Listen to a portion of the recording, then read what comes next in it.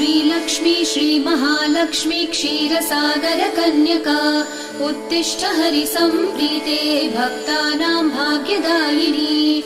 श्रीलक्ष्मी श्रीमहालक्ष्मी क्षीरसागरकन्यका उत्तिष्ठ हरिसम्प्रीते भक्तानां भाग्यदायिनी।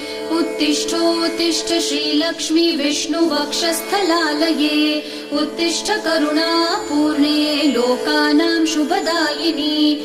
उत्तिष्ठोत्तिष्ठ श्रीलक्ष्मी विष्णुवक्षस्थलालये उत्तिष्ठ करुणापूर्णे लोकानां शुभदायिनी।